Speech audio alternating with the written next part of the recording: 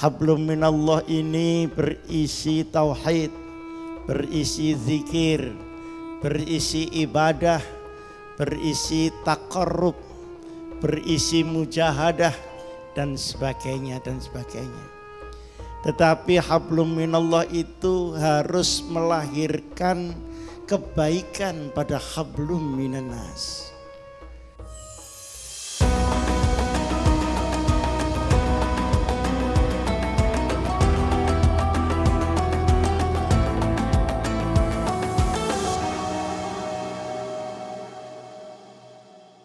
Assalamualaikum warahmatullahi wabarakatuh. Bismillahirrahmanirrahim. Alhamdulillahilladzi allafa baina qulubina fa asbahna bi ni'matihi ikhwana.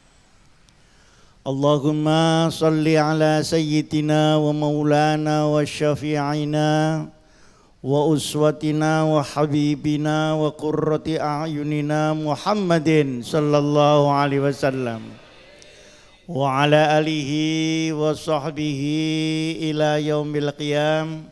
Rabbana atina min ladunka rahmah wa hayyi' lana min amrina rasyada.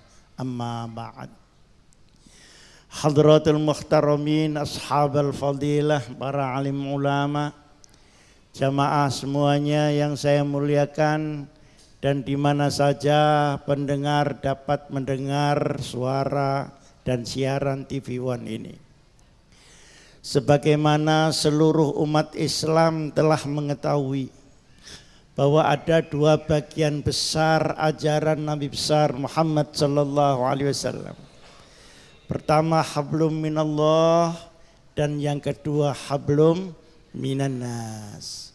Hablum minallah ini berisi tauhid, berisi zikir, berisi ibadah, berisi taqarrub, berisi mujahadah dan sebagainya dan sebagainya. Tetapi hablum minallah itu harus melahirkan kebaikan pada hablum minannas. Di dalam Al-Quran disebutkan bohong saja. Orang yang mengatakan dia Islam tapi tidak berbuat baik di dalam kehidupan di dunia. Ara'aital ladzi yukadzibu biddin fadzalikal ladzi yad'ul yatim wa la yahuddu ala ta'amil miskin. Kamu ingin tahu orang Islam tapi bohong dengan keislamannya, yaitu orang Islam yang dia tidak peduli terhadap kemiskinan umat Islam. Lambang kemiskinan dan kelemahan adalah orang yatim, dan tidak mau tahu terhadap orang-orang yang kelaparan. Bohong saja itu agamanya. Baru setelah itu fawailun lil musallin alladzina hum fi sholatihim sahun.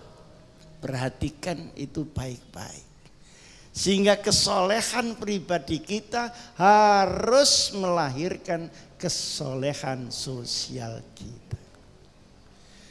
Karena pentingnya hablum minannas ini, justru hablum minannas ini nanti yang menjadi kendaraan kita menghadap Allah Subhanahu wa taala. Landasannya tauhid. Amal kita itu yang dinilai oleh Allah.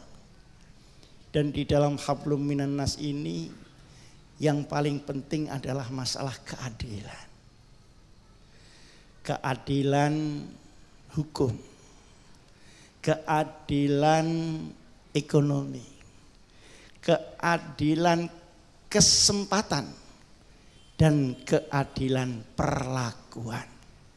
Ini ada 4 ini tadi, para hadirin yang saya muliakan.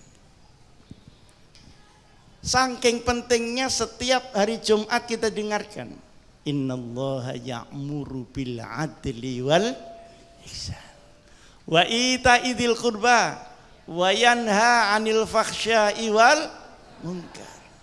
Allah memerintahkan kamu adil.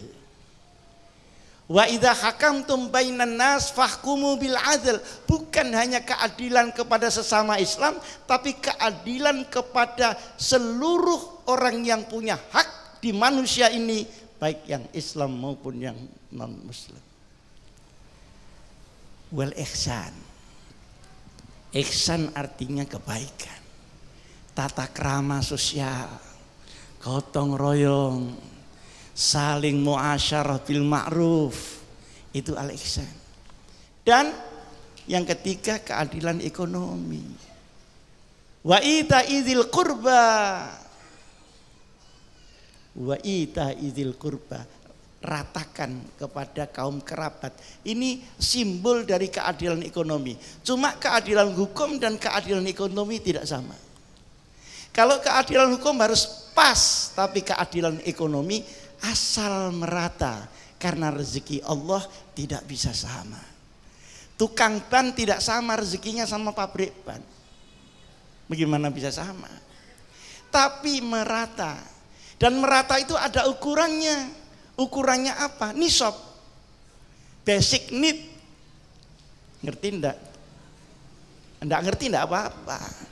Nah, ini termasuk bukan pitakon kubur ini. Baik, jadi ukurannya adalah kebutuhan pokok. Mana yang di bawahnya dan mana yang di atas daripada kebutuhan pokok.